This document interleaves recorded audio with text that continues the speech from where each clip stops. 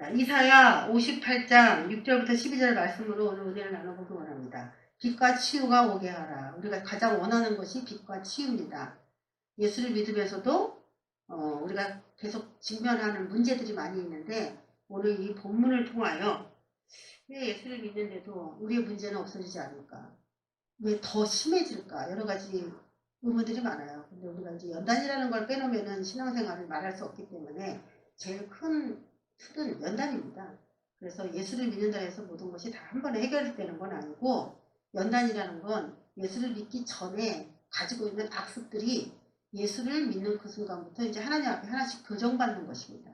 교정받아야 되는데 인간이 고집이 세고 하나님 뭐라고 말을 해도 그걸 쉽게 알아들을 수 있는 그런 생각을 가지고 있지를 못해요. 너무나 왜곡되어 있고 삐뚤어져 있기 때문에 마음이나 생각이. 그래서 결국에는 하나님이 매라도 들어서 그 사람을 가르치고 돌이키게 하는 그런 일들을 하실 수밖에 없는 거죠. 그분은 아버지고 우리는 자녀가 됐기 때문에. 그래서 새로운 가정에 이제 들어왔으니까 세상이라고 하는 가정에서 우리가 양육을 받고 살다가 이제 아버지가 바뀌어서 하나님 나라라고 하는 그런 가정 안으로 들어가서 우리가 신앙생활을 하려고 하다 보니까 그 아버지가 그 전에 아버지랑 교육 방법이 틀린 겁니다. 그래서 그 교육 방법을 제대로 배워가지고 그 아들로서 살아가기까지 많은 트러블이 있어요. 그런 것들을 우리가 이제 연단이다 라는 표현으로 사용하기도 합니다. 그런데 그 중에 하나 이제 우리가 그런 연단들을 빨리 통과를 하고 싶다. 지금 이게 당하는 것이 내가 연약하고 문제가 있어서 그렇다 할지라도 하나님의 큰 섭리 안에서 뭔가 계획이 있어서 이런 일을 하게 된다 할지라도 또 우리가 당하는 많은 문제는 꼭 연단뿐만 아니라 연단은 이제 더럽고 불순물인 것을 빼내기 위한 것이 연단인데 또 하나 우리가 이제 고통받는 이유를 보면은 하나님께서 그런 사역을 그 사람에게 맡기기 위해서죠. 그래서 어떤 일을 하기를 하나님이 원하시는데 그렇게 할 준비가 안 돼 있는 거예요. 우리가 하나님의 뜻을 따라 살기가 준비가 안 돼 있는 거예요.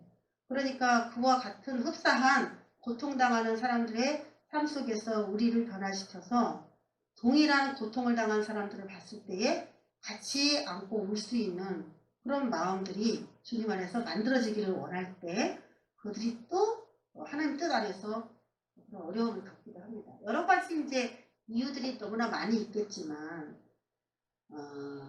그런 것들도 다 기간이라는 걸 갖고 있거든요. 하나님 안에서는 다 기간이라는 것이 있습니다. 때가 차야 되는 거고 때가 차지 못하면은 모든 것이 주님 안에서 활성화될 수가 없는 것인데 그러면 우리가 이 지식을 알고 있을 때는 빨리 결승선에 도달할 수가 있겠지만 그 방법을 모를 때에는 달리면서도 이 결승선이 언제 올지 모르고 계속 달리게 되는 거예요. 우리가 가장 원하는 게 뭐냐면은 빛과 치유입니다. 치유라고 하는 것은 영육간에 병이 들었다는 것을 말하죠. 육적으로도 병이 드는 것이고 영적으로도 아픈 거예요. 아픈 거예요. 이게 치유가 필요한 내가 뭐 때문에 아프냐. 마음이 뭐 때문에 아프다. 자식 때문에 아프다. 건강 때문에 아프다. 돈이 없어 아프다. 뭐 다 그거죠. 그래서 치유는 다른 말로 말하면 구원입니다. 구원. 영육간에 모든 문제, 내가 해결돼야 할 모든 문제의 답이 치유가 되겠고 빛이라는 건 뭐냐면은 어둠의 반대예요. 어둠은 성경에서 뭐라고 정의하냐면은 뭐 영육간에 해석이 되겠지만 어둠은 다 마귀로부터 왔어요. 그래서 마귀 그러면 딱 우리가 첫 번째로 생각하는 게 죄를 짓게 하는 거죠. 죄를 짓게 하는 거. 그리고 사망입니다.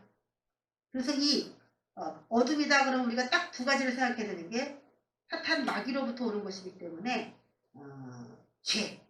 죄라고도 생각을 해야 되고 사망 늦게 생각을 합니다. 죄와 사망. 그러면 빛이 오게 하라 이런 제목을 뭘 말하냐면은 죄, 반대가 의죠. 의. 선입니다.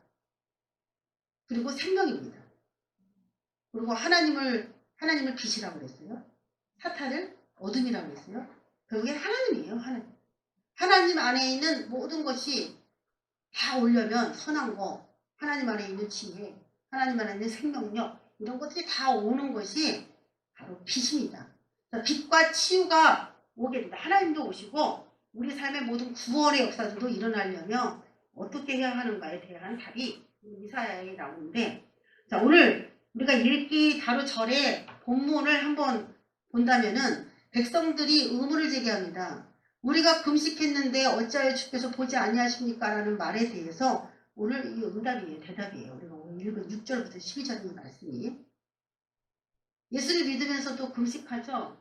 금식은 왜 하냐? 대부분 하나님께 어떤 소원을 들어달라 해서 금식하고, 또 정말 이렇게 곡기를 끊을 만큼 너무 애통하고 슬프고 해결받고자 하는 문제가 있어요. 사람들은 밥 먹는 걸 중단하지 않습니다. 이 세상에 태어나서 제일 즐거운 일이 뭐예요? 먹는 건데 안 먹어. 저 사람이 안 먹어. 그러면 어떤 문제가 내가 밥을 먹는 즐거움을 포기할 만큼 그 문제가 더 크다는 거예요. 그랬을 때 사람은 금식을 하기로 마음을 먹는 겁니다. 곡기를 끊는 결정은 아무나 못해요. 하기 싫어합니다. 다 먹고 싶어요. 그런데 어떤 문제가 너무나 커서 내 식욕을 이렇게 떨어뜨릴 만한 그런 이유가 있을 때. 그러니까 이 이스라엘 백성들도 뭐 나라를 잃은 경험도 있고, 이스라엘이 공격받고 전쟁을 한 너무나 많은 처참한 경험들이 있기 때문에 그때마다 절기절기를 만들어서 다 금식일을 만들었어요. 이들이. 그때마다 애통하고 하나님이 다시 이 나라를 돌봐주시도록 이렇게 국가적인 금식도 굉장히 많았습니다. 개인적인 금식도 있었고 국가적인 금식도 굉장히 많이 있었는데, 그런 4월의 금식, 5월의 금식, 뭐 10월의 금식, 7월의 금식, 이런 금식들을 계속 만들었는데 달라지는 게 없는 거예요. 이들이. 요즘에도 우리 국가 문제 때문에 금식하고 기도하시는 분들이 굉장히 많이 있어요. 우리나라에도. 우리도 여러 번 그런 문제로 금식을 했었죠. 우리가 금식하되 문제는 어찌하여 주께서 보지 아니하시느냐 이거죠. 우리가 마음을 괴롭게 하되, 마음이 편한 사람이 금식하는 건 없다 그랬죠. 마음이 괴로우니까 금식을 합니다.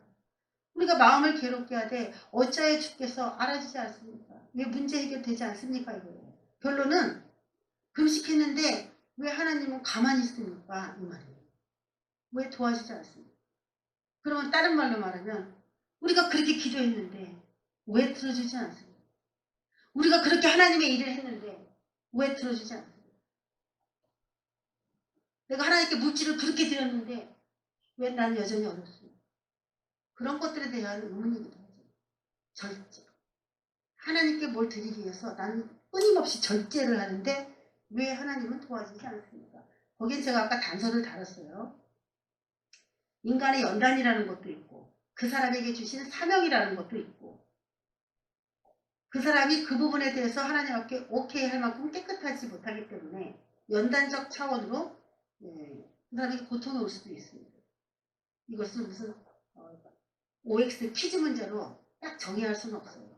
또 그 사람의 사명의 문제, 그 사람이 그런 사명이 있기 때문에 안 가도 되는 길이지만 주님의 큰 틀 안에서 내가 저 종에게, 저 사람에게 저 일을 시켜야 돼. 그래서 그 상황을 먼저 맛보게 하고 그런 사람들을 붙여서 그런 사람들을 깨어나게 하고 일어나게 하는 그 일을 저 사람에게 시켜야 되겠다. 그건 주님의 경륜이죠.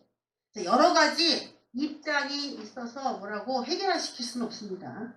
근데 우리가 오늘은 그런 하나님의 여러 가지 섭리들이 다 있지만 그 중에 우리가 하나님의 섭리가 어떤 거라는 걸 다 알지는 못할지라도 내가 몰라가지고 혹시 빨리 넘어갈 수 있는 문제 해결을 더디게 하고 있는 건 아닌가.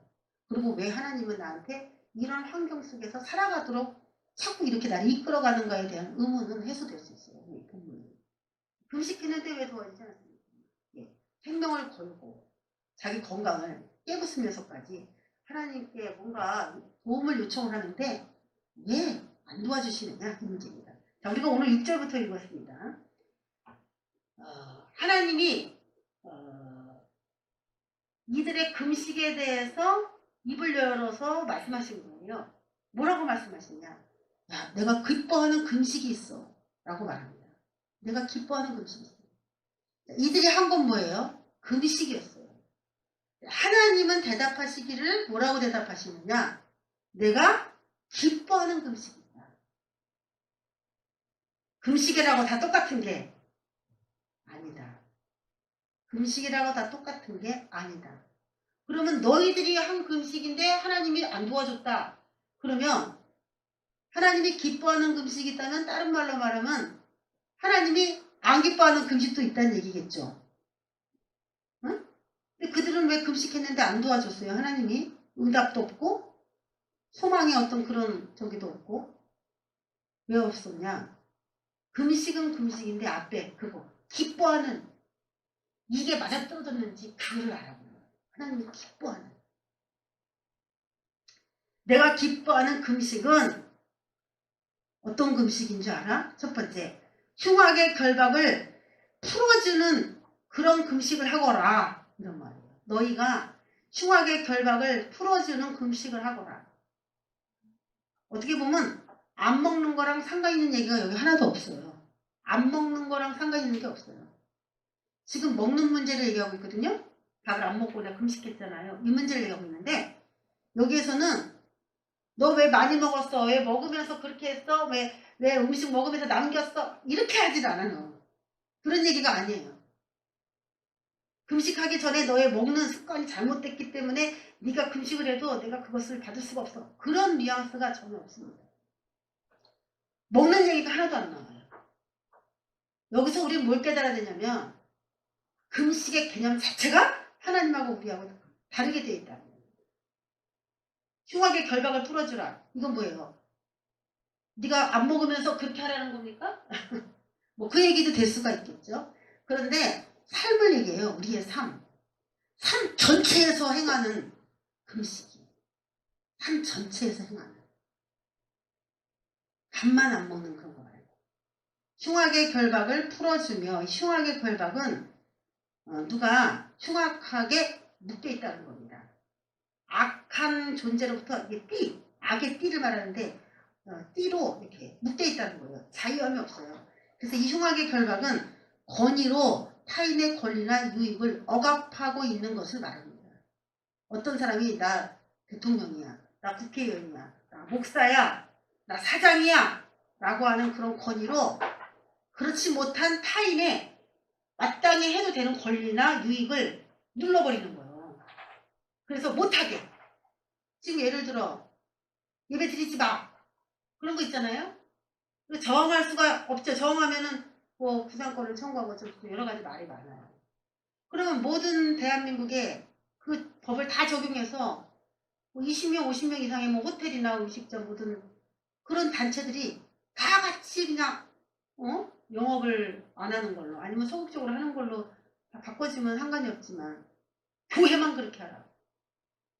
어떤 권력이 누르면서 무력으로 차별성을 두고 말이죠. 어떤 집단에게 연약한 어떤 집단에게 권리를 사용하는 거죠.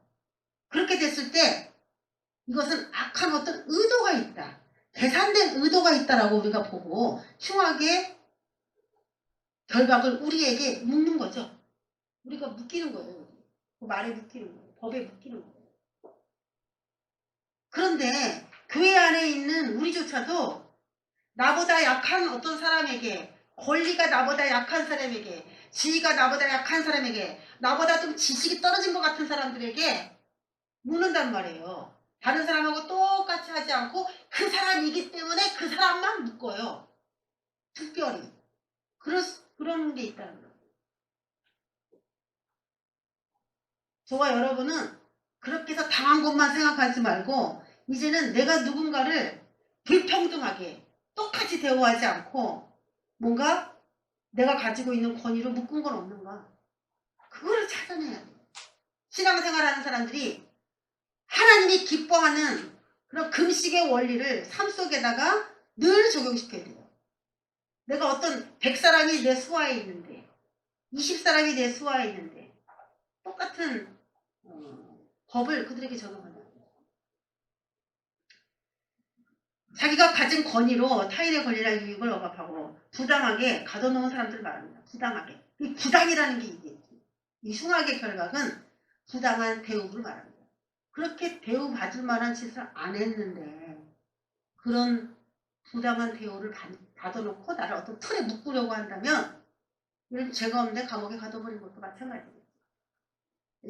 흉악의 결과. 그러면 우리는 신앙생활하면서 어떻게 되면 누가 부당하게 권리를 제대로 유익을 받지 못하는 사람이 없는가? 이거를 찾아내야 된단 말이에요. 그럼 무슨 일이 생기냐? 여러분에게 좋은 일이 생깁니다. 할렐루야! 저 여러분에게 좋은 일이 생겨요. 부당한 대우를 받는 그 사람. 근데 우리가 이제 왜곡된 생각을 갖고 있는 사람이라면 저 사람은 저렇게 대우받는 게 마땅해. 이렇게 생각하기가 쉬워요. 우리가 왜곡됐다면. 근데 저 사람한테 부당하게 해서 그런 대우를 받는 거는 그렇다 치지만 나한테 부당하게 안 했는데 내가 부당한 처우를 하면 안 된다는 거죠. 내가 피해를 입지 않았는데 누구의 말만 듣고 다 부당하게 행하는 것입니다. 내가 혹시 그렇게 한 건 없는가 점검하시기 바라겠습니다. 멍에의 줄을 꿀로 주어라. 그럼 하나님이 기뻐한다는 겁니다. 이 멍에 짐승에게 꿰는 거죠. 짐승의 자유를 억압하는 그런 멍에인데 백성의 목을 짓누르는, 쉽게 생각하면 강제노동이에요. 내가 끌고 가면 언제든지 끌려갈 수밖에 없는 그런, 이것도 마찬가지예요. 치위나 내가 가진 어떤 그 재력 같은 걸로 깨가지고 내가 끌고 가면 너 올 수밖에 없어. 이렇게 그런 거. 세 번째, 압제당하는 자를 자유하게 하는 것이 내가 기뻐하는 것이다. 압제당하는 자, 이건 뭐냐면 무거운 세금, 부역의 의무, 부당한 대우, 이게 압제당하는 거예요. 너무 무거워서 죽을 것 같아. 그거요. 짓누르는 거, 짓누르는 거. 난 요번에 뉴스를 보고 깜짝 놀랐는데 재개발, 그 서울에 뭐 강남이나 뭐 이런 데 재개발하는데 재개발하는 아파트를 다 허물고 새로운 아파트를 지었어요. 근데 요번에 부동산법이 통과가 됐어요. 근데 재개발한 그 사람들, 그 거주민들한테 재개발 모든 비용을 다 이렇게 나눠서 내도록 한다는 거예요. 근데 그게 이제 조금 법이 더 강화가 됐는데 그 법이 이제 새롭게 만들어졌는데 이 법이 만들어지기 전에 재개발을 시작을 해서 지금 완성된 재개발 건물 같은 거 뭐 그런 것도 지금 통과된 부동산법에 영향을 받아서 그 사람들이 공사비용에 얼마를 내야 된다고 자세하게 모르겠지만 그런 식으로 뉴스가 나오더라고요. 그래서 갑자기 1인당 고지서를 보냈는데 4억을 내래. 4억. 한 가구당 4억을 내래. 재개발한 아파트로 들어가는 1인당, 그것이 이제 뭐 세금처럼 거기에 뭐 부과가 많이 됐어요. 부동산법. 그런 것 같아요.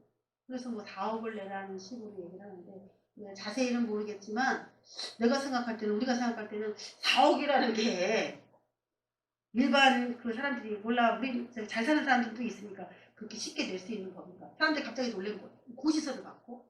근데 이 고지서의 금액을 언제 내야 되냐? 11월 달까지 내야 돼요. 우리하고 세계가 다른 세계인지는 모르겠지만 사람들이 난리가 난 거예요. 11월 달까지 4억을 현찰로 만들어가지고 당장 내야 돼요.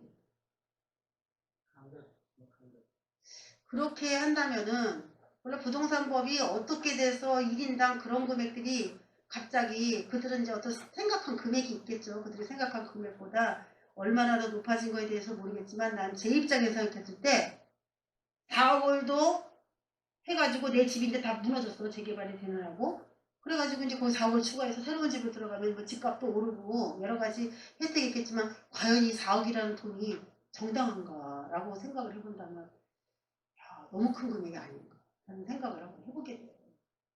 이것은 하나의 그냥 예일 뿐이고 내가 처리할 수 없는 너무나 큰 문제, 그런 것들이 강자에 의해서 일부러 왔다라고 느껴지는 그런 상황이라면 무리하게 제가 여러분에게 하루에 성경을 3시간씩 읽은 걸 녹음해갖고 교회에다 올리시오 이렇게 얘기를 하는 거예요. 그럼 그것도 어떻게 보면 압제야.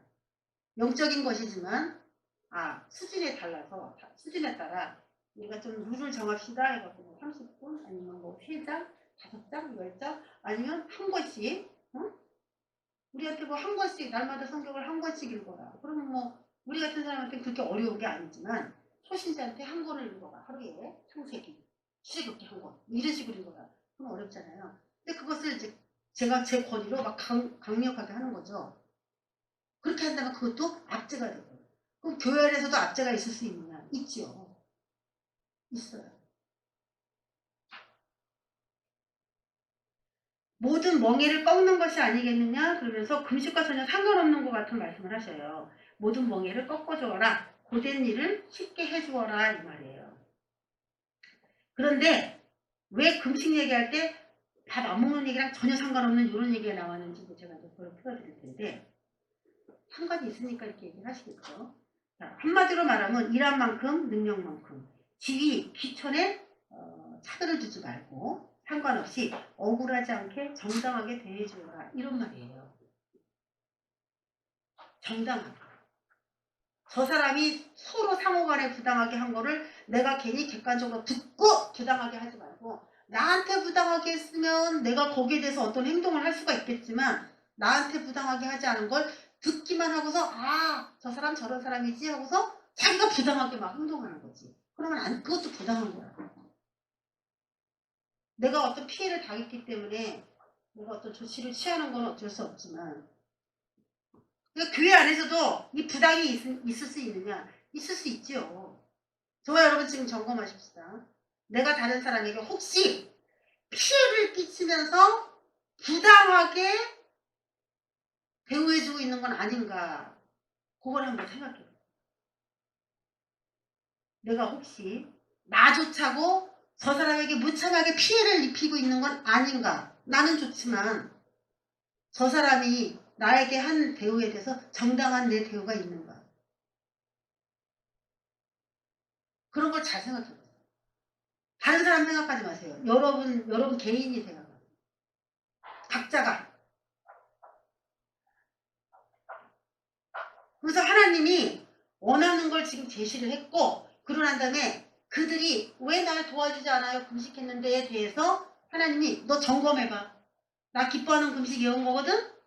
그런데 너 금식한 거 나랑 한번 점검해보자. 그리고 나온 게 그 다음 이제 3절 4절 말씀을 우리가 읽지 않았는데 너희가 금식하는 날에 이들이 뭐 했냐면 밥만 안 먹은 게 아니에요.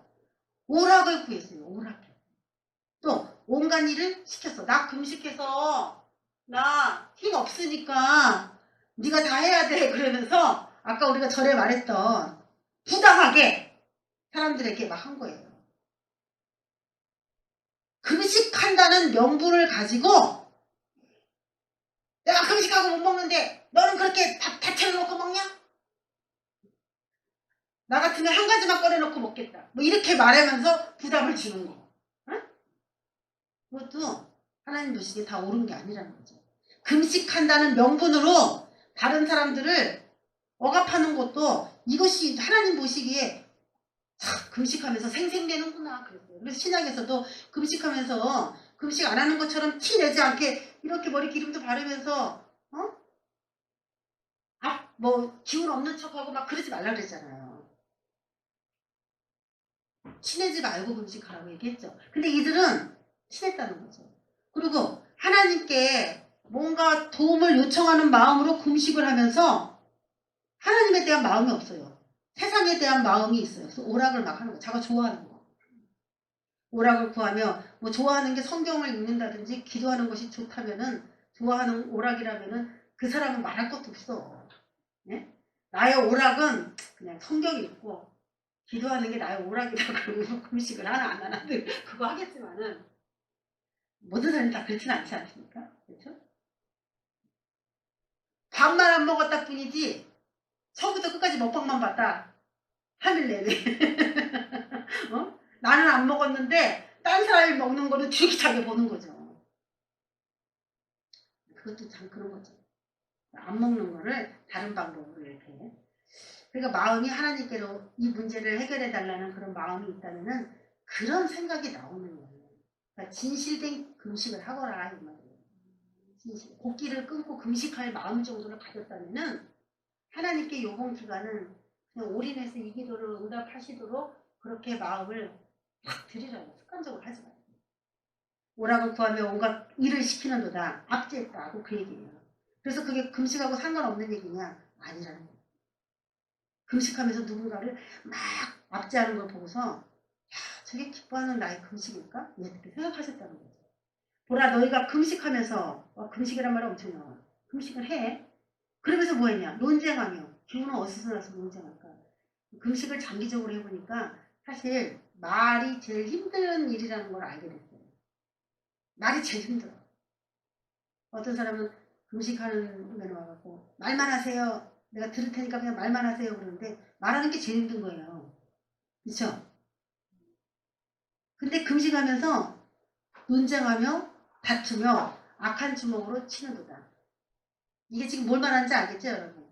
밥만 안 먹었다 뿐이지 육성을 주께 죽이는 행동이 전혀 없었다는 거예요. 하나님은 우리의 마음속에 있는 악심을 이렇게 겸손하게 만드는 그 기간을 갖기를 원하는 거지, 밥을 굶고 악은 계속 행하는 거, 아까 얘기했잖아요. 빛과 치유, 그 얘기를 했죠. 우리가 빛과 치유가 오게 하라. 빛과 치유가 오면은 문제가 해결되는 건데, 이 사람들은 빛과 치유가 오도록 행동하거나 말하지 않았다는 거예요. 원리를 모른다는 거예요.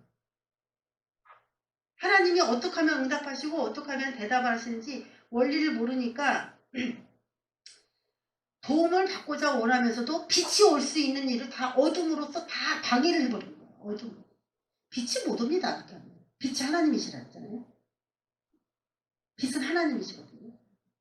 악한 주먹으로 때리면서 하나님이 오시기를 바라는 거예요. 다투고 논쟁하면서 하나님이 오시기를 원하는 거예요. 결론. 너희가 오늘 금식하는 것은 너희의 목소리를 상달하게 하려는 것이 아니니라라고 하나님이 탁 찍어서 말씀했어요. 너희의 행위가 하나님이 너희 기도를 들어주기에 하나님과 일치된 생각이나 행동이 없다. 빛이 가려는데 너가 너무 어두워.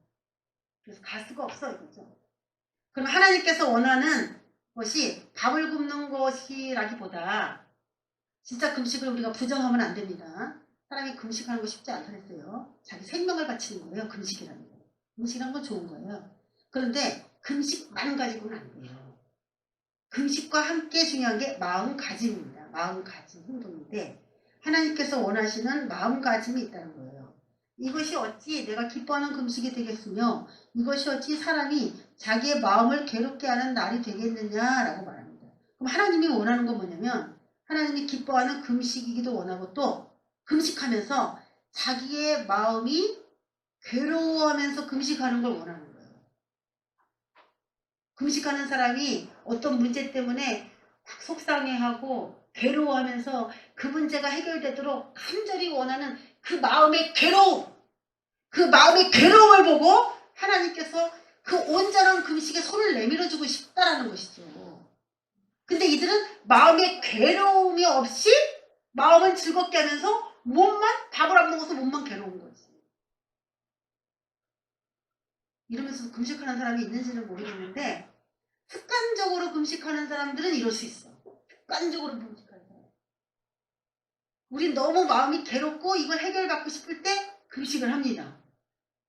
그렇기 때문에 야, 이 금식 쉬운 것도 아닌데 습관적으로 한다. 그것도 참 대단한 일이긴 하지만은 너무너무 마음이 괴로워요. 그러니까 금식을 이 사람은, 하나님은 뭘 말하는 거고 이 사람은 어떻게 하길 원하냐면, 저 사람이 흉하게 결박이 있어요. 저 사람이 압제당하고 있어요. 저 사람이 너무 무거운 멍에에 눌리고 있어요.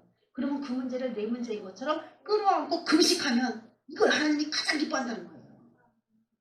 잘 먹고 잘 사는 사람을 위해서 기도해 주는 건, 그런 거는 기도가 의미가 없겠죠. 그런데 진짜 너무 어려운 사람들을 놓고서 야, 내가 금식이라도 해줘야지 하면서 그 문제를 가지고 금식할 때 네 금식은 능력 있는 금식이 될 것이다. 내가 네 삶을 다 바꿔놓을 거야. 네가 누구의 어려움을 보고 그냥 지나치지 않고 그 사람의 어려움을 내 어려움으로 인식하고 네가 금식을 한다면 나는 네 마음이 일단 오케이이기 때문에 그 금식을 일단 내가 들어줄 것이다 이 말이에요.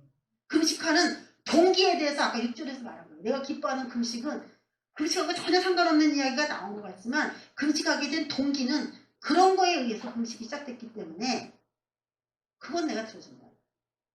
근데 지금 다 이스라엘 백성들이 하는 금식은 어떤 금식이다? 습관적인, 5월의 금식, 4월의 금식, 7월의 금식, 10월의 금식. 국가에서 정한 금식 기간이기 때문에 안 할 수 없어서 하지만 자기 마음은 그렇지 않다는 거예요. 나라가 없어진 거에 대해서 애통감도 이제 없고 침략받은 거, 전쟁당한 거에 대한 애통을 기념하기 위해서 금식절기를 만들었지만 그런 마음도 이제 하나도 없는 거예요. 자기의 마음을 괴롭게 하는 날이 그런 마음으로 하지 않는 모든 행동들이 하나님의 마음을 기쁘게 하지 않았다는 거죠. 소원을 들어주고 싶지 않았다는 거죠. 자, 그래서 어떻게 했냐. 나와요, 이제. 7절. 또 줄인 자에게 내 양식을 나눠주며. 줄인 자에게. 이거 줄인 자에게 무슨 뜻이에요? 돈이 없어서 밥을 못 먹을 정도의 사람들에게 양식을 나눠줄 수 있는 네 마음, 그것이 내가 기뻐하는 거야. 그리고 또 하나. 내가 금식하는 이유가 이 이유가 될 수 있어요. 내가 밥이 한 그릇 있는데 내가 그냥 먹고 배불러도 돼요. 근데 내가 절반을 먹고 저 사람에게 절반을 나눠주느라고 아니면 내가 안 먹고 저 사람에게 내 밥을 다 주느라고 내가 금식할 수밖에 없게 됐다면 그것은 올바른 거죠. 그 금식은 상달된다. 자기 것을 쪼개서 나눠주느라고 내가 고통받고 있는 그런 강제 금식이죠. 어떻게 보면. 다 먹고 살아도 되는데 내 것을 쪼개주다 보니까 내가 많이 너무 힘든 거 있잖아. 그런 거. 여러분 여기 단서가 있어요. 줄인 자에게입니다. 먹고 살만한 자에게가 아니고 응? 내가 오늘 밥 한번 살 테니까 너희 다음에 밥 한번 사? 이래서 사준 거를 여기다 대입을 하면 안 된단 말이에요. 녹수저 같이 응? 밥 먹을 수 없는 배고픈 자. 한 밥을 주면은 그 사람에게 생명이 되는 행동들. 살겠습니다. 이제 살겠습니다. 이거. 정신이 돌아왔어요. 이 정도. 요즘에는 뭐 그런 사람이 많지 않지만 그래서 교회는 뭐 영적으로도 베들레헴이어야 되고 떡집이어야 되고 재정이 된다면 지역 사회를 위해서도 양식을 공급하면 좋은데 무조건 오는 사람을 다 준다. 그거는 사실 전 반대예요. 성경적으로 따진다면 진짜 먹고 살기 어려운 노숙자들을 위한 그럼 거기에 껴가지고 잘 먹고 살 만한 사람들도 껴서 막 먹으려고 하긴 하겠죠. 그 사람들은 불법자가 되는 거예요. 그러니까 불법자가 되는 겁니다. 선한 일을 하려고 하는 교회의 의도를 그런 식으로 침해를 하면 안 되죠. 줄인 자에게 내 양식을 나눠주며 유리하는 빈민, 집이 없죠? 집이 없는 사람을 집에 들여서 하룻밤 재워주는 거. 요즘에는 참 이것도 어렵습니다만 그런 행동들. 또 헐벗는 자를 보면 옷이 많아서 어떤 걸 입어야 될지 모르는 자가 아니고 옷이 없는 자죠. 없는 자. 오늘은 뭘 입을까? 두 부류예요. 입을 옷이 없어서 한 사람은 옷이 너무 많아서 골라 입어야 되니까. 그런데 옷이 없는 사람들을 말합니다. 헐벗은 자를 보면 입혀주고 또 내 고륙을 피하여 스스로 숨지 아니하는 것이 아니겠느냐 이렇게 말합니다. 이 고륙을 왜 피할까요? 이 사람이. 이 이스라엘 백성들이 하나님 백성인데 왜 고륙이 친척이 왔는데 왜 피할까요? 왜 피해요? 다 망해가지고 도와달라고 오니까 다 망해서 도와달라고 하니까 아 또 나한테 도와달라고 하는구나 그럼 피했다는 거죠. 이 고륙은 그냥 친척인데 피했다 이 말이 아니거든요. 자기가 가진 권위와 권세를 그 사람에게 나누어 주는 게 싫어가지고 피하는 거죠. 이런 것을 하나님이 그런 마음을 가짐을 가져라 이렇게 얘기하고 있습니다. 그러면 내 것을 일방적으로 배고픈 자에게 내 양식도 주고 집 없는 자에게 집도 주고 헐벗은 자에게 옷도 주고 그리고 권력이 다 망해가지고 왔을 때 뭔가 보듬어 주려고 하는 그런 일을 하면 손해죠. 물질적으로나 정신적으로나. 그러면 이렇게 어려움 당한 사람이 이렇게 오면은 그 사람이 그렇게 호락호락하게 내 말을 다 들어요? 여러분? 내가 여기서 이렇게 옷도 얻어 입고 양식도 이렇게 먹으니까 내가 이제 말 좀 잘 들을게요. 순종할게요. 그러나요? 다 자기 고집이 있어가지고 절대로 그렇지 않습니다. 권력이 망해가지고 같이 살 수밖에 없어서 같이 살아준다고 치세요. 그 사람이 우리 가정의 모든 그 스케줄에 자기 아침 먹는 시간에 같이 아침 먹고 점심 먹는 시간에 같이 점심 먹고 청소할 때 같이 청소하고 같이 그렇게 가족처럼 그냥 빨리 적응을 해서 얼른 하면 얼마나 좋겠어요. 근데 다 자기 생활 그 스타일이 있다고. 라이프 스타일이 다 있어. 그거를 다 고수하려고 그래. 그러면 이 사람이 이 고륙이 톡상방에서 그 집에 들어왔을 때는 그 라이프 스타일이 정상적이겠어요? 비정상적이겠어요? 생각해보세요. 상식적으로. 그 라이프 스타일이 정상인데 쫄딱 망해가지고 나 좀 어떻게 살려주세요 하고 그 고륙의 집으로 들어오겠냐고. 그건 아니죠. 근데 그거 바꾸려고 하겠어요? 안 바꿔요 절대. 자기 라이프 스타일에 문제가 있다라고 생각 안 합니다. 그대로 그냥 쭉 그렇게 하려고 하지. 그러니까 사실 품어준다는 게 쉽지 않습니다. 모든 게 어려워요. 이거는 하나님의 원하는 마음가짐이라서 우리도 그렇게 하면 참 좋은데 그거를 행동으로 옮기기는 사실 어렵습니다. 그런데 우리 그리스도인에게는 하나님이 그렇게 하라고 해요. 지금 그렇게 하고 있는 사람도 있을 거예요. 할 수밖에 없는 상황으로 우리를 인도해요. 성령님이. 그럴 때 내 마음가짐이 성경적이면 좋은데 내 마음도 안 맞는 거야. 도와주면서. 근데 우리가 여기까지만 오면 힘들다. 이것만 이제 생각을 하지만 더 나아가 만약에 우리가 그렇게 올바른 마음에 올바른 금식을 제대로 한다고 했을 때 혜택이 있는 걸 모르면 다 하기 싫어요. 다 불만이고. 하나님 왜 나를 이렇게 힘들게 하세요? 이렇게만 자꾸 짜증내고 원망하게 되는데 뭐가 있냐? 혜택이 있습니다. 혜택. 자, 8절 여러분 성경으로 한번 쭉 그 뒤에까지 읽어보십니다. 8절부터 12절까지 시작. 그리하면 내 빛이 새벽같이 비칠 것이며 내 치유가 급속할 것이며 내 공의가 내 앞에 행하고 여호와의 영광이 내 뒤에 호위하리니 내가 부를 때에는 나 여호와가 응답하겠고 내가 부르짖을 때에는 내가 여기 있다 하리라. 만일 내가 너희 중에서 멍에와 손가락질과 허망한 말을 제하여 버리고 줄인 자에게 내 심정이 동하며 괴로워하는 자의 심정을 만족하게 하면 내 빛이 흑암 중에서 떠올라 내 어둠이 낮과 같이 될 것이며 여호와가 너를 항상 인도하여 메마른 곳에서도 내 영혼을 만족하게 하며 내 뼈를 견고하게 하리니 너는 물된 동산 같겠고 물이 끊어지지 아니하는 샘 같을 것이라. 내게서 날짜들이 오래 황폐된 곳들을 다시 세울 것이며 너는 역대에 파괴된 기초를 쌓으리니 너를 걸어 무너진 데를 보수하는 자라 할 것이며 길을 수축하여 거할 곳이 되게 하는 자라 하리라. 아멘. 8절부터 12절까지 5절에 걸쳐서 이 힘듭니다. 이거 힘들어요.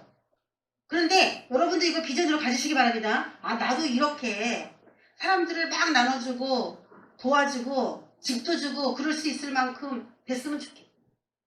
그래서 하나님이 이걸 잘 행하는 사람에게는 실질적으로 그렇게 할 수 있도록 저 주실 것이다라고 공에 걸쳐서 공짜가 없어. 한마디로 공짜가 없어. 너에게 혜택이 있을 거야. 이 얘기를 해줍니다. 자, 우리가 한 절 한 절. 그러면 이거 지금 뭉뚱그리 읽었는데 무슨 혜택을 준다는 것인가 보겠습니다. 8절. 그러면 내 빛이 새벽같이 비칠 것이다. 자, 그렇게 남한테 하기가 어려운 게 왜 그렇게 어렵냐면 나에게도 어둠이라고 하는 문제가 있는데 그 문제를 끌어안고 저 사람의 어두움을 내가 이렇게 수용해 줘야 되니까 우리가 어렵다고 느끼는 거예요. 내가 모든 것이 다 탄탄대로고 모든 것이 다 잘 풀린다면은 남 도와주는 거 그거 가지고 뭐가 문제겠습니까? 그렇지만 우리도 각양 다 남을 도와주려고 하면 다 내 문제도 다 있거든요. 그러니까 나에게 있는 어둠을 해결하기 위하여 오늘 하나님이 정답을 제시해 준 거예요. 네가 데리고 있는 그 사람의 빛이 그 사람에게 빛이 갈 것이다 이렇게 얘기한 게 아니라 네 빛이 달라진다는 거예요. 그렇게 금식하고 그렇게 섬기고 그렇게 다른 사람의 마음의 아픔, 고통을 내 고통으로 인식하고 그렇게 하나가 되어가고 가려고 하는 그 네 마음이 내 마음에 딱 합해졌을 때 나는 네 문제를 해결해 줄 것이다 이 말입니다. 하나님 내 코가 석자인데 저 사람도 도와줘요? 이게 아니고 저 사람의 문제를 내 문제라고 생각하고 내가 품어줄 때에 내가 네 문제는 해결해 주겠다 이런 원리예요. 해볼만 해요 안 해요? 해볼만 한 겁니다. 할렐루야. 여러분 우리 안에 어둠이 있으니까 문제 해결될 게 많습니까? 수용할 수 없는 그런 환경 속에 내가 도대체 하나님이 나를 원하는 왜 이렇게 자꾸 이렇게 베풀기만 하라고 그래요? 난 뭐야 도대체? 이렇게 생각했을 때 공짜가 아니라는 거예요. 네 빛을 내가 새벽같이 비춰줄게. 그리고 너한테 상한 게 있어? 찢긴 게 있어? 병든 게 있어? 아픈 게 있어? 네가 아파하는 거 내가 그거 치유해줄게. 치유가 어떻다? 급속하다. 할렐루야. 시간이 단축된다. 제가 얘기했잖아요. 시간을 어떻게 해서 내 문제를 시간을 단축하지? 그거예요. 다른 사람의 불행과 다른 사람의 문제를 아니 저 사람 거 이렇게 하지 말라 이거예요. 누굴 위해서? 나를 위해서. 나를 위해서 하나님. 내가 이렇게 하는 거 보고 하나님이 나를 불쌍히 여겨주실까 하여 라도 그런 마음이라도 하라 이거예요. 그 사람이 불쌍해서 못하더라도 그런 믿음이 아직 아니라 할지라도 내 문제를 해결받기 위해서 저 사람의 어려운 문제를 내가 좀 도와주자라는 마음을 가지라는 거예요. 내 치유가 급속도로 일어나기 위해서. 내 공의가 내 앞에 행하고 공의가 공평하게 정당하게 의롭게 그렇게 행동하라. 그러면 뭐가 온다? 여호와의 영광. 이 영광도 빛입니다. 여호와의 영광이 내 뒤에 따라다닌다. 너를 영광스럽게 할 거야 하나님은. 너를 수치스럽고 부끄럽게 하지 않을 거야 이거죠. 내가 부를 때에 나 여호와가 응답할 거야. 아까 금식했는데도 안 도와준다고 투덜거렸죠? 이스라엘 백성이. 금식하는데도 왜 안 도와줘요? 그리고 투덜거렸어요. 그런데 달라졌어요 이제. 네 행동을 바꾼다면 네 마음가짐을 바꾼다면 네가 부를 때 내가 야 여기 있어 무슨 일이야? 대답이 즉각 온다는 겁니다. 왜 어떤 사람은 응답이 그렇게 잘 오는데 나는 이렇게 응답이 안 올까? 삶이 다른 거예요. 마음가짐이 다른 거예요. 사람들을 대하는 태도에서 마음가짐이 다른 거예요. 내가 부르짖을 때는 내가 여기 있어 왜 무슨 일이야? 살려주세요. 물에 떠내려가는데 아유 떠내려가네 이렇게 하고 있는 게 아니라 떠내려가네 그러면서 막 뭐라도 찾아서 던져주고 막 건져내려고 마음이 동화가 돼서 막 한다는 거예요. 왜? 내가 그렇게 했기 때문에. 내가 어려운 사람을 무시하고 에이 저거는 내가 무시해도 되는 사람이야. 이런 마음을 갖지 않았기 때문에 여러분 저와 여러분의 마음이 이 마음이에요. 내가 누구보다 조금 더 낫다. 저 사람보다 조금 더 낫다는 그 마음이 저 사람을 함부로 말하고 함부로 그렇게 느끼게 되게끔 돼요. 빛이 온다, 치유가 온다, 공이 온다, 영광이 온다. 주님의 응답이 있다. 주님과의 관계가 다 회복이 됐어요. 관계. 내가 여기 있어. 물어보면 바로 응답 오고. 할렐루야.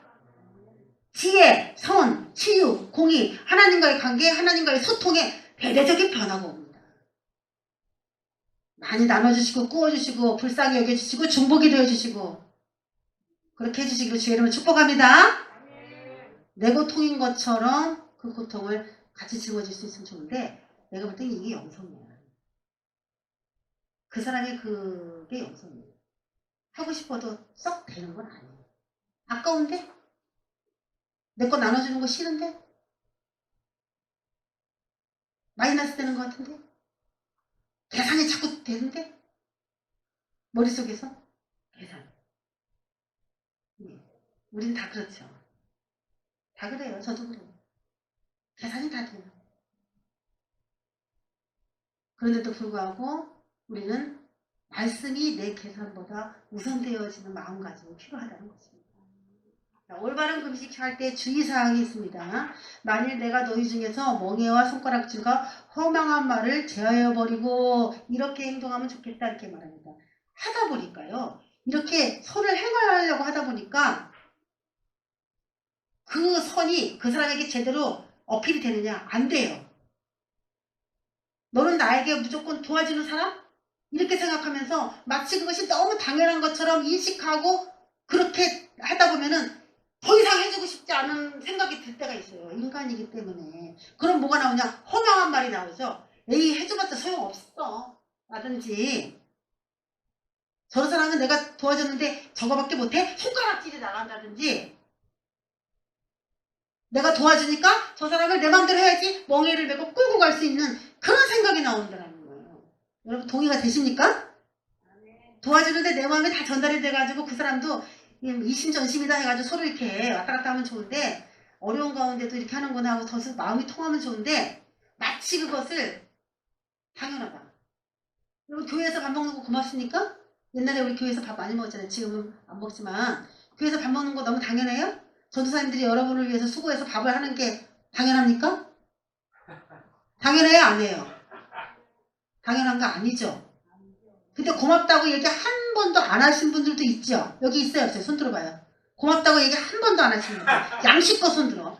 전도사님들에게 고맙습니다고 말 한 번도 안 해본 사람. 손 들어요. 왜 눈치 봐. 자기가 안 해놓고 왜 남을 눈치 봐.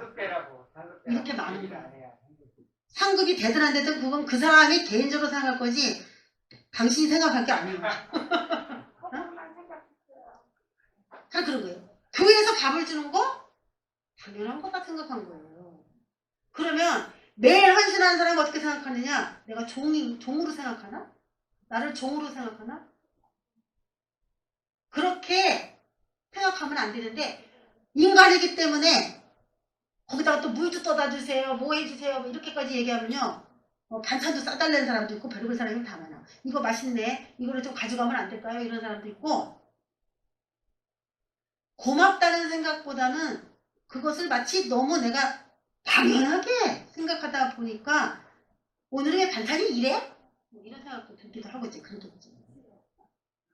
뭐야 이거? 오늘은 왜 이래? 뭐 이런 식으로. 그렇게 하기가 쉽다는 거예요. 우리가 선을 행할 때 허망한 말이 막 나오고 선을 베푸는데도 인정을 안 해주면은 그런 생각이 나와요. 그것이 앞으로 우리가 선을 쭉 행하는 데 있어서 장애물이 됩니다. 모든 사람들이 다 우리에게 고맙습니다라고 하지는 못해요. 그런데 그런 고마움의 표시가 필요해요? 안 해요? 여러분.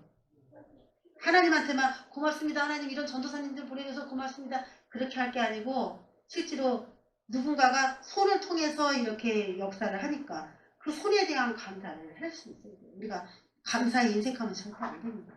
그러면 하기 싫어. 우리도 그렇다고 공치사 받았다 해서 이렇게 뭐 해가고 그러면 안 되겠지만 인간관계라는 것은 언제든지 주거니 받거니 당신의 은혜에 내가 감사합니다.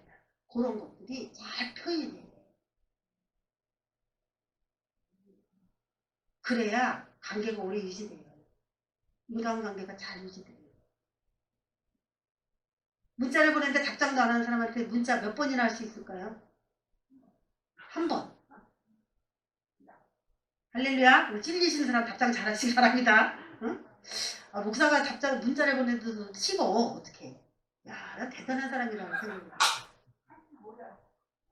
아니, 할 줄 몰라서가 아니라니까. 그럼 내가 여기서 왜 말하겠어? 씹어. 야, 목사가 문자를 보내도 씹는 사람이 있어. 뭐 나는 뭐, 네, 알겠습니다. 하면 되지. 뭐, 어떻게 답장을 해요. 네, 알겠습니다. 네? 할렐루야? 네, 알겠습니다. 네? 네라고만 해도 되고, 네. 그러니까 관심을 가지고 누군가가 우리에게 어떤 신호를 보낼 때, 옛날에는 뭐 핸드폰도 없고, 뭐 그런 것도 없어서, 뭐가 예의인지 뭐 그런 것도 모르고 이렇게 있으면 지금은 뭐 다 일 핸드폰 시대이기 때문에 이거 예의에 들어가는 거잖아요. 그리고 사회의 관계성. 그런 거에 들어가기 때문에 나도 어디 사회의 공동체에서 그것 때문에 누가 감정이 상했다. 그럼 그것도 제가 될 수 있어요. 아주 작은 것부터 서로 교류하는. 그래서 주진 자에게 내 심정이 일단 통하는 거. 이거는 정말 마음의 훈련이 잘 된 사람이죠. 주진 자를 보고도 어떻게 살았으면 저렇게 요즘 시대에 밥도 못 먹어라. 아이고 세상에. 어떻게 하면 노숙자가 됐을까? 옛날에 우리 여기 의자를 갖다 놨더니 여기 사람들이 종종 자. 바깥에. 갖고 나는 이렇게 내려다보면 남자들이 밤에 고서 자요. 그럼 나는 그 사람들이 다 노숙자인 줄 알고 밥을 치러서 갖다 줬어. 쟁반에다. 그래갖고 거기다 이렇게 놨어. 벤치 옆에. 일어나 먹으라고. 근데 그 사람이 술을 너무 많이 먹어갖고 집을 못 찾아가지고 거기서 잠이 든 거야, 이 사람이.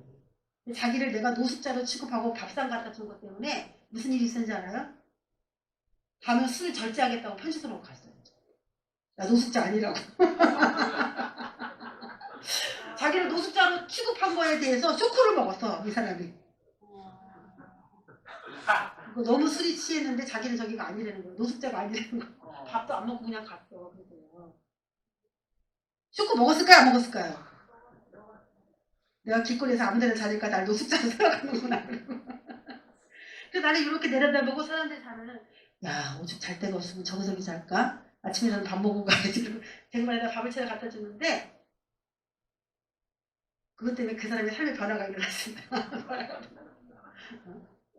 요즘 못 먹는 시대는 아니지만 돌이켜보면 그럴 수 있어요. 많이 그럴 수 있어요. 여러분도 당연하게 생각하지 말고 줄인 자에게 내 심정이 동하며 괴로워하는 자의 심정을 만족하게 해줘라. 괴로워하는 자, 뭐 밥 못 먹어서 괴로워하는 것만 있는 건 아니죠. 문제가 많아요. 아유, 그런 문제가 있을 동안 그렇게 해서 이런 생각도 들기도 합니다. 인간적으로. 그렇지만 얼마나 괴로울까. 현재 과거는 과거일지라도 현재 얼마나 그런 생각을 할 수 있는 마음이 필요하다. 괴로워하는 자의 심정을 만족하게 하면 내 빛이 우리의 빛을 책임져 준다. 흑암 중에서 가려졌던 빛이 또 올라가지고 내 거 되는 거예요. 이제. 응? 내 어둠이 낮과 같이 될 것이다. 우리의 어둠을 책임져 주게 될 것이다. 그러면 이게 뭐예요? 빛이다, 낯이다. 하나님을 아는 지식, 지혜, 선, 생명 이런 것들이 막 증가된다. 이거 개인적으로 우리의 삶에 굉장히 좋은 이득이 온다는 얘기죠. 또 허망한 말을 제어버리고 계속 선을 행할 때에 두 번째 무슨 일이 있느냐. 여호와가 너를 항상 인도한다. 여호와의 인도하심을 받게 돼요. 여호와의 인도가 있고 메마른 곳에서도 내 영혼을 만족하게 하고 뼈가 건강하게 됩니다. 영혼은 영을 말하는 거고 영혼의 상태의 변화를 말하고 뼈는 육신의 뼈를 말합니다. 영육간에 강건함을 내가 책임져 주겠다 이거예요. 응? 너는 물을 댄 동상 같겠고 물이 끊어지지 않는 샘 같을 거다. 물은 생명을 상징하는 말이었어요. 그래서 영혼과 육체의 생명을 내가 너에게 책임져 줄게 이거예요. 할렐루야. 좋아요 안 좋아요? 많이 도와주시고 괴로운 사람의 우리 상담하려고 하면 도망 다니고 피하고 그러지 말고 들어주고 같이 아파하세요. 또 계속 허망한 말을 입에서 제어버리고 에휴 내가 계속 손을 행해야지. 그렇게 해서 손을 행할 때 12절 내게서 날짜들의 변화가 일어납니다. 자손의 축복이 옵니다. 자손이 오래 황폐된 것들을 다시 세우고 너는 역대에 파괴된 기초를 쌓으리니 너를 일컬어 무너진 데를 보수하는 자라 할 것이며 길을 수축하여 거할 것이 되게 하는 자라 하리라.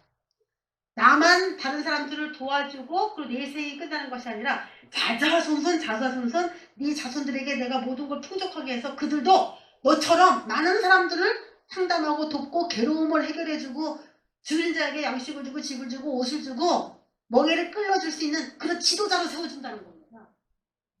너도 그렇게 살았으니까 네 대에서 끊어지지 않고 쭉 갈 수 있도록 내가 그렇게 해줘. 이 말이에요. 자녀들이 가정과 각 기관을 살리고 회복시키는 역할로 사용될 수 있도록 내가 그렇게 해줘. 할렐루야. 지금 상황이 굉장히 어렵고요. 그리고 올해 12월 달을 기준으로 올해 10월부터는 사실 좀 어려운 그런 기류들이 포착이 됩니다. 폼페이오 장관이 우리나라에 이제 와요. 미국. 왜 올까요? 여러 가지 이유가 있겠지만 북한의 경제를 도와준 것에 대해서 오는 건 아닌가? 라고 생각도 들고 또 하나는 그렇게 되면 경제 제재를 한국에다가 또 계속 그렇게 하면 경제 제재 할 거야? 라고 그렇게 할 수도 있어요. 지금 미국이 올 때는 좋은 일로 올 가능성은 거의 없습니다. 지금. 안 좋은 거야. 대부분. 그럼 지금 우리가 제일 난관에 부딪힌 게 경제거든요. 그 한마디가 딱 떨어져 버리면요. 경제가 그냥 바닥을 치고.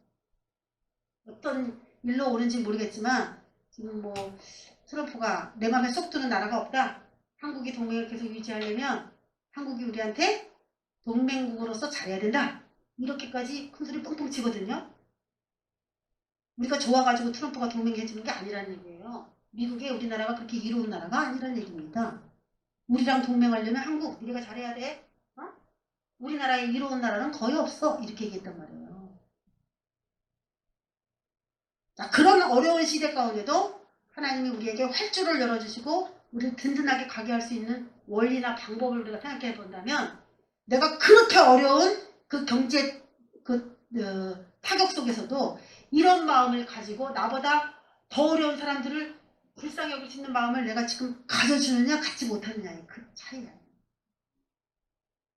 그런 마음이 필요하다는 것입니다. 그러면 뭐 그 다음에 경제가 다시 활성화될 때에 하나님이 또 우리를 완전하게 잘 세워줄 수 있는 그런 의지가 있다는 것입니다.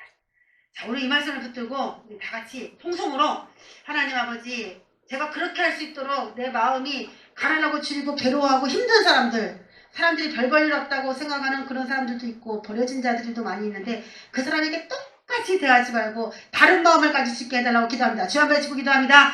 주여! 하나님 아버지, 우리가 하나님을 믿는 하나님의 자녀로서 지금 어떤 마음을 가지고 살아가고 있습니까?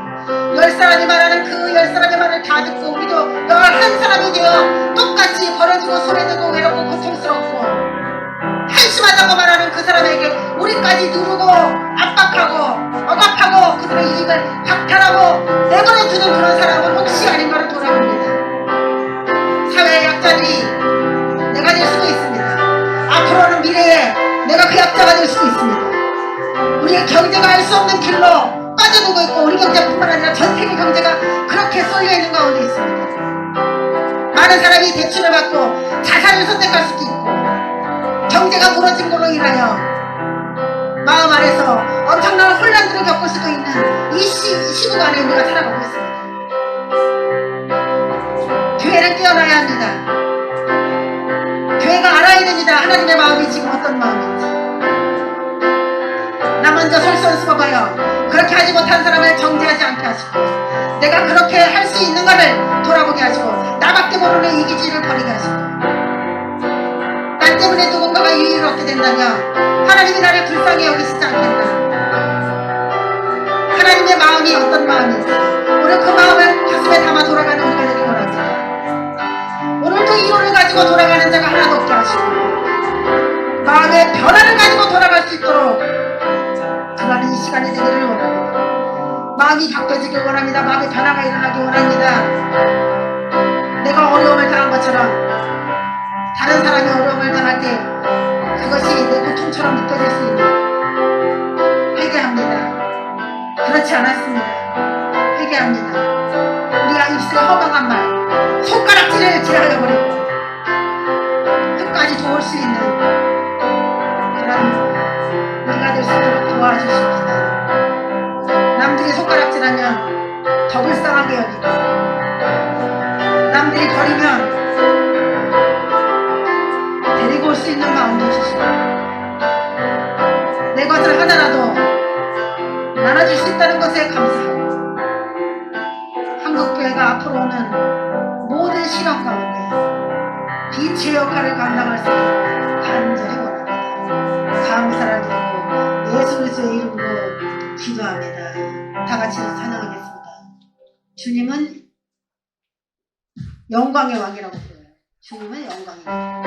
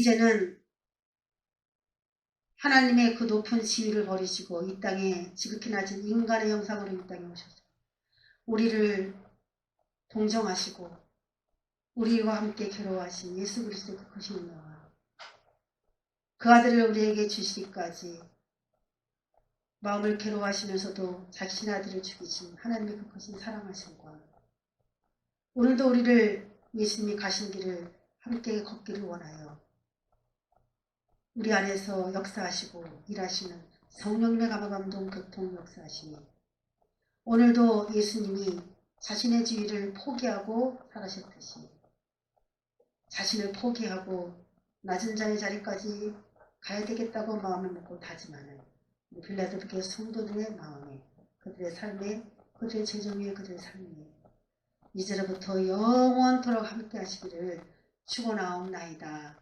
아멘.